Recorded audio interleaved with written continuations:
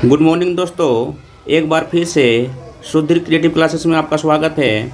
और आज हम सीडीपी का सेट 2 आपके बीच में लेके आए हुए हैं। और आज टीचर डे है, यानी शिक्षक दिवस है। आप सभी को शिक्षक दिवस की बहुत सारी शुभकामनाएं। तो शुरू करने से पहले उन टीचरों के लिए, उन गुरुओं के लिए दो लाइन बोलने जा रहे हैं। जो नौसिखिए परिंदे को बाज बना देता है, जो नौसिखिए परिंदे को बाज बना देता है, कच्ची मिट्टी से ही ताज बना देता है, कच्ची मिट्टी से ही ताज बना देता है। और समुद्र को परखता है कश्तियों का हौसला, और समुंदर को परखता है कश्तियों का हौसला। लेकिन शिक्षक डूबती कश्तियों को ही जहाज़ बना देता है, लेकिन शिक्षक डूबती कश्तियों को ही जहाज़ बना देता है। तो चलिए आइए, आज सीडीपी का क्लास आपके बीच में लेकर आए हुए हैं। सेट 2 और सेट 1 पहले ही यूट्यूब में, यानी कि मेरे चैनल में अपलोड कर दिया गया है। तो चलिए पहला क्वेश्चन में आते हैं। मानव विकास का अध्ययन मनोविज्ञान की जिस शाखा के अंतर्गत किया जाता है उसे कहा जाता है। तो आपके बीच में 4 ऑप्शन हैं। पहला ऑप्शन है प्राकृतिक विज्ञान, बी में है बाल मनोविज्ञान, सी में है बाल विकास और डी में है बी तथा दोनों। तो इसमें इसका सही आंसर हो जाएगा, डी नंबर। इसका सही आंसर क्या हो जाएगा? डी नंबर हो जाएगा, यानी कि बाल मनोविज्ञान और बाल विकास दोनों हो जाएगा। अब आते हैं क्वेश्चन नंबर 2 में। क्वेश्चन नंबर 2 देख सकते हैं। बाल्यावस्था के प्रशिक्षण का प्रभाव बालक के बाद व्यावसायिक दक्षताओं पर और समायोजन पर पड़ता है। यह युक्ति किसकी है? तो ऑप्शन आपके बीच में है प्लेटो, लॉक, कोमेनियस और पेस्टालोजी। तो इसका सही आंसर हो जाएगा दोस्तों, इसका सही आंसर हो जाएगा ऑप्शन नंबर ए, प्लूटो हो जाएगा, यानी प्लेटो। क्या हो जाएगा? प्लेटो हो जाएगा सही ऑप्शन। अब आते हैं क्वेश्चन नंबर 3 में। क्वेश्चन नंबर 3 में बेबी बायोग्राफी पर आधारित बाल विकास का सर्वप्रथम वैज्ञानिक विवरण किसने प्रस्तुत किया? आपके बीच ऑप्शन है टाइडमैन, पेस्टालोजी, यानी 1774 ईस्वी में, डार्विन और प्रेयर। तो इसका सही ऑप्शन, यानी सही आंसर हो जाएगा बी नंबर। क्या हो जाएगा? बी नंबर हो जाएगा, पेस्टालोजी। अब क्वेश्चन नंबर 4 में आते हैं। क्वेश्चन नंबर 4 में आते हैं। बाल विकास के प्रसिद्ध पुस्तक biographical sketch of an infant के लेखक कौन है? तो आपके बीच में ऑप्शन है टेन, डार्विन, प्रेयर, स्टेनल हॉल। तो ये इसमें से बताइए कि सही आंसर, यानी सही ऑप्शन क्या है? तो इसका सही आंसर हो जाएगा बी नंबर, डार्विन। क्या हो जाएगा दोस्तों? डार्विन हो जाएगा इसका सही आंसर। अब नेक्स्ट प्रश्न में आते हैं। 5 नंबर में 19वीं शताब्दी में चाइल्ड स्टडी और पेडागोजिस्ट अध्ययन विज्ञान बोलते हैं नामक पत्रिकाओं का प्रकाशन किस देश से आरंभ हुआ था? यानी किस देश से आरंभ हुआ था? तो आपके बीच में ऑप्शन है इंग्लैंड, अमेरिका, जर्मनी, उपरोक्त सभी।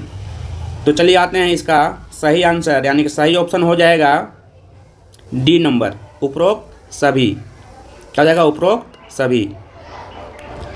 नेक्स्ट प्रश्न में आते हैं क्वेश्चन नंबर 6 में। भारत में बाल मनोविज्ञान संबंधी अध्ययनों का आरंभ कब से माना जाता है? तो आपके ऑप्शन है 1930 ईस्वी, 1940 ईस्वी, 1950 ईस्वी, 1960 ईस्वी। तो इसका सही ऑप्शन, यानी कि सही आंसर हो जाएगा दोस्तों ए नंबर। ए ऑप्शन क्या हो जाएगा? 1930 ईस्वी आपका राइट आंसर हो जाएगा। अब आते हैं क्वेश्चन नंबर 7 में। भारत में बाल मनोविज्ञान संबंधी अध्ययनों का आरंभ कब से माना जाता है? यानी भारत में बाल मनोविज्ञान संबंधी अध्ययनों का आरंभ कब से माना जाता है? तो आपके ऑप्शन हैं गर्भावस्था से, शिशुआवस्था से, किशोरावस्था से और वृद्धावस्था से।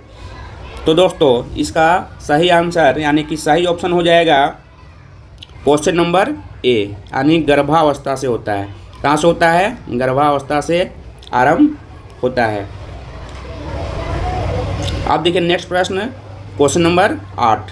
क्वेश्चन नंबर 8, मानव का विकास किस अवस्था तक होता है? तो आपके बीच में ऑप्शन है गर्भावस्था तक, शिशुआवस्था तक, किशोरावस्था तक या फिर जीवन पर्यंत। तो इसका सही आंसर हो जाएगा ऑप्शन नंबर डी, जीवन से पर्यंत तक। ये सही ऑप्शन है, यानी कि सही आंसर आपका हो जाएगा। अब आते हैं नेक्स्ट प्रश्न में, और अभी वीडियो को बिना स्किप किए हुए बने रहिए, तब आपको पूरी समझ में आएगा। अब आते हैं क्वेश्चन नंबर 9 में। क्वेश्चन नंबर 9 में बाल विकास विषय में किस अवस्था तक मानव के विकास का अध्ययन किया जाता है? तो आपके ऑप्शन हैं शिशुआवस्था, गर्भावस्था, परिपक्व अवस्था या जीवन पर्यंत। तो ये क्वेश्चन नंबर 9 है, जिसका सही आंसर हो जाएगा परिपक्व अवस्था। क्या हो जाएगा? परिपक्व अवस्था हो जाएगा इसका सही आंसर। अब नेक्स्ट प्रश्न में आते हैं, गर्भावस्था से परिपक्व अवस्था तक मानव में जो विवृद्धि यानी ग्रोथ होते हैं उसे किस प्रकार का परिवर्तन कहा जाता है? किस प्रकार का परिवर्तन कहा जाता है? तो आपके बीच में ऑप्शन है स्वाभाविक परिवर्तन, रचनात्मक परिवर्तन, संवेगात्मक परिवर्तन और गत्यात्मक परिवर्तन। तो बताइए इसका सही आंसर क्या होगा? यानी कि सही ऑप्शन इसका हो जाएगा बी नंबर हो जाएगा, यानी कि रचनात्मक परिवर्तन। सही आंसर क्या हो जाएगा दोस्तों? रचनात्मक परिवर्तन। अब बढ़ते हैं अगले प्रश्न में, क्वेश्चन नंबर 11। क्वेश्चन नंबर 11 में, जब बाल मनोविज्ञान का अध्ययन क्षेत्र बाल्यावस्था से युवावस्था तक हो गया, उस अवस्था यानी उस समय मनोवैज्ञानिक ने इस विषय का क्या नाम रखा? इस विषय का क्या नाम रखा? तो आपके बीच में ऑप्शन है विकास विज्ञान, बाल विज्ञान, बाल विकास और बाल शिक्षा। तो इसका सही ऑप्शन क्या होगा दोस्तों? तो इसका सही ऑप्शन हो जाएगा ऑप्शन नंबर सी। क्या हो जाएगा? ऑप्शन नंबर सी, यानी कि बाल विकास आपका राइट आंसर हो जाएगा दोस्तों। अब आते हैं क्वेश्चन नंबर 12 में। देखिए क्या प्रश्न है, मनोविज्ञान की किस शाखा में गर्भावस्था, शिशुआवस्था, बचपना, बाल्यावस्था, किशोरावस्था तथा युवावस्था का अध्ययन करके मानव व्यवहारों में होने वाले कर्मिक परिवर्तनों का वैज्ञानिक अध्ययन किया जाता है? वैज्ञानिक अध्ययन किया जाता है। तो इसका ऑप्शन देखिए, ए में है बाल मनोविज्ञान, बाल विकास, सी में है बाल विज्ञान और बाल निकाय। तो इसका सही आंसर क्या हो जाएगा दोस्तों? तो इसका सही आंसर हो जाएगा ऑप्शन नंबर बी। क्या हो जाएगा सही आंसर? ऑप्शन नंबर बी, यानी कि बाल विकास इसका राइट आंसर हो जाएगा ऑप्शन नंबर बी। अब आते हैं क्वेश्चन नंबर 13 में, निम्नांकित में से कौन सही है? कौन सही है? तो पहला ऑप्शन है शिशुआवस्था जन्म से 2 वर्ष, शिशुआवस्था जन्म से 2 वर्ष, बाल्यावस्था 2 से 12 वर्ष तक, किशोरावस्था 12 से 18 वर्ष तक, और डी में है उपरोक्त सभी। तो इसका सही ऑप्शन यानी कि सही आंसर हो जाएगा दोस्तों ऑप्शन नंबर डी। क्या हो जाएगा? ऑप्शन नंबर डी इसका सही आंसर हो जाएगा, यानी उपरोक्त सभी होगा।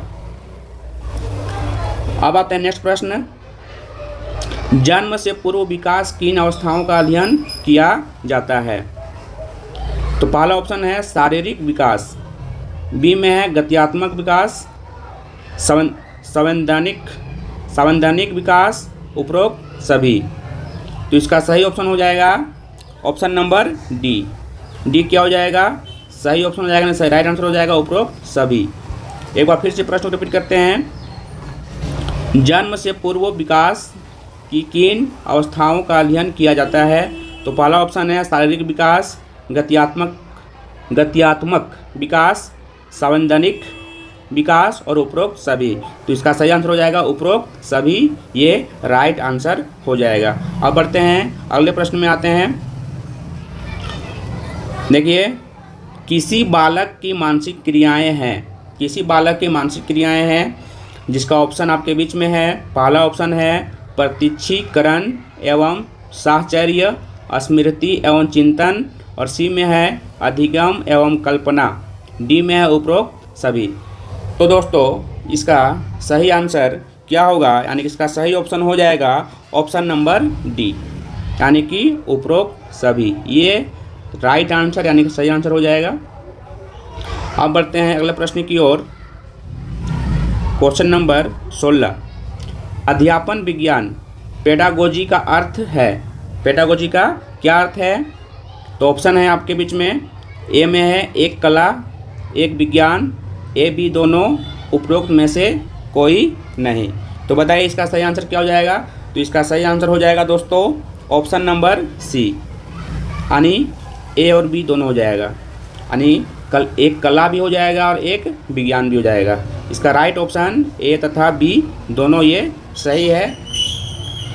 नेक्स्ट प्रश्न है क्वेश्चन नंबर 17, अध्यापन विज्ञान के विश्लेषण में कौन से तत्व समाहित होते हैं? कौन से तत्व समाहित होते हैं? जिसके ऑप्शन है ज्ञान, क्या है? ज्ञान, विश्वास, अभ्यास, उपरोक्त सभी।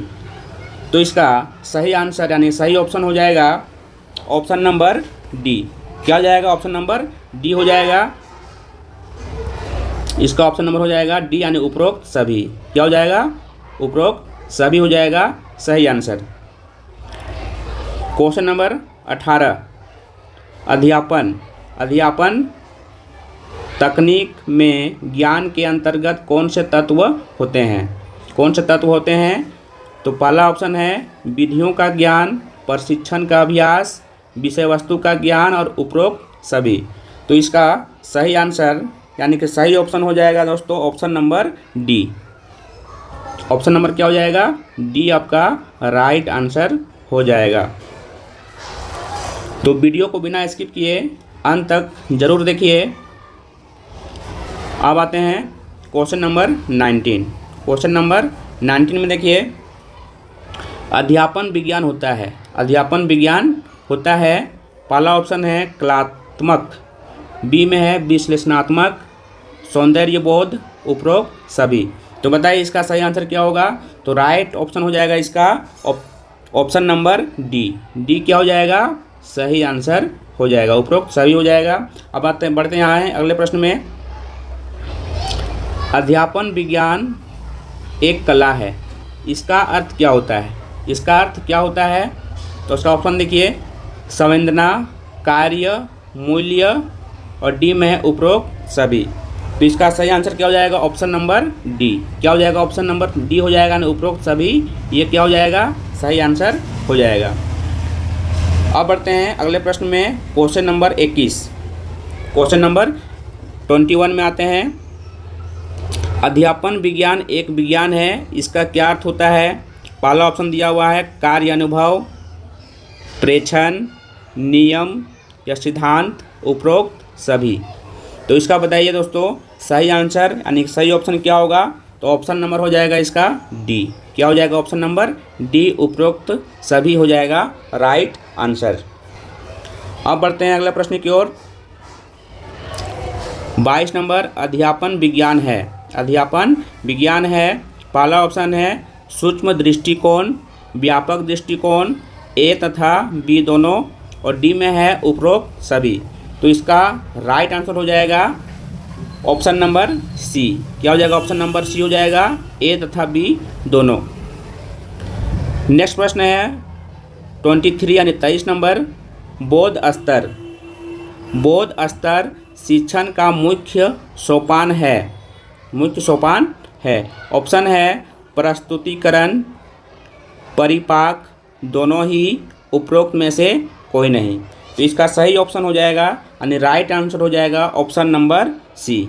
क्या हो जाएगा दोस्तों? ऑप्शन नंबर सी आपका राइट आंसर हो जाएगा, दोनों ही। अब बढ़ते हैं अगले प्रश्न में क्वेश्चन नंबर 24। आंतरिक अनुभव का संबंध होता है। आंतरिक अनुभव का संबंध होता है। पहला ऑप्शन है उद्देश्यों से, पाठ्य वस्तु से, रुचियों से और किसी से भी नहीं। किसी से भी नहीं।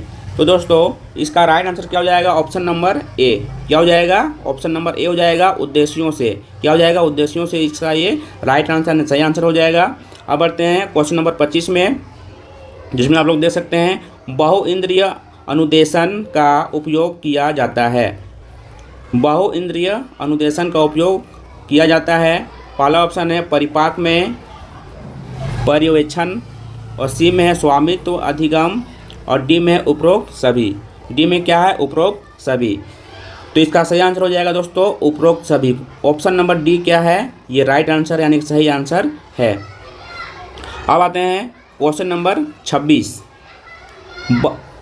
बहुइंद्रिय अनुदेशन में आंतरिक अनुभव प्राप्त होते हैं। क्या होते हैं? आंतरिक अनुभव प्राप्त होते हैं, जिसके ऑप्शन हैं ए में दृश्य इंद्रिय, श्रव्य इंद्रिय, ए तथा बी दोनों, और इनमें से कोई नहीं। इनमें से कोई नहीं। तो इसका सही आंसर क्या हो जाएगा? इनमें से कोई नहीं। इनमें से कोई नहीं, ये हो जाएगा सही आंसर हो जाएगा। सही है। अब आते हैं क्वेश्चन नंबर 27। सीखने के अनुभवों के प्रत्यय को दिया है। सीखने के अनुभवों के प्रत्यय को दिया है, जिसके ऑप्शन है ए में एडगर डेल, मोगिसन, ब्लूम और हर्बर्ट। क्या है? हर्बर्ट है।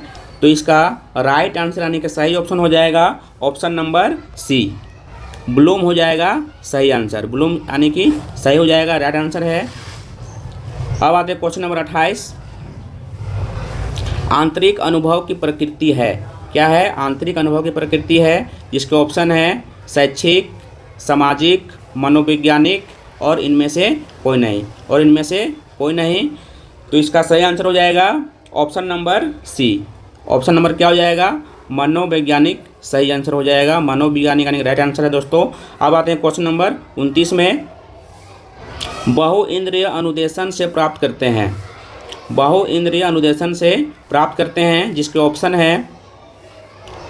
ऑप्शन है ज्ञान उद्देश्य, बोध उद्देश्य, दोनों ही या कोई नहीं। जिसका सही आंसर यानी राइट आंसर हो जाएगा दोस्तों ऑप्शन नंबर सी, यानी दोनों ही। दोनों ही क्या है? अनुदेशन से प्राप्त करते हैं। तो दोनों ही यानी option number C right answer हो जाएगा दोस्तों। अब बढ़ते हैं लास्ट प्रश्न, सीटीपी का सेट नंबर ये 2 का 30वां प्रश्न आपके बीच में है, तो पढ़ने जा रहे हैं दोस्तों। तो प्रश्न है बहुइंद्रिय अनुदेशन को मानते हैं, जिसके ऑप्शन है ए में है छात्र केंद्रन, शिक्षण केंद्रन, पाठ्य वस्तु केंद्रन और उद्देश्य केंद्रन। क्या है? उद्देश्य केंद्रन। तो इसका सही ऑप्शन यानी सही आंसर हो जाएगा दोस्तों ऑप्शन नंबर सी, यानी कि पाठ्य वस्तु केंद्रित। सॉरी, हम यहाँ पर केंद्रित को केंद्रन पढ़ लिए थे दोस्तों। तो यहाँ पर देखिए ऑप्शन फिर से रिपीट कर देते हैं प्रश्न को। बहुइंद्रिय अनुदेशन को मानते हैं, तो छात्र केंद्रित, शिक्षण केंद्रित, पाठ्य वस्तु केंद्रित और उद्देश्य केंद्रित। तो जिसका सही आंसर हो जाएगा दोस्तों, सी नंबर ऑप्शन, पाठ्य वस्तु केंद्रित हो जाएगा राइट आंसर।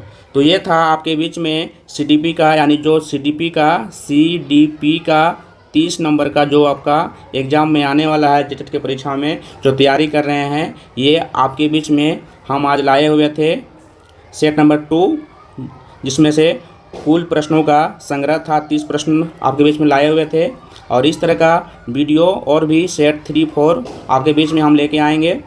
तो वीडियो में बने रहिए और लाइक कीजिए और सब्सक्राइब कीजिए। आप जो भी तैयारी कर रहे हैं उनको भी पता चलना चाहिए, तो आप शेयर भी कर सकते हैं।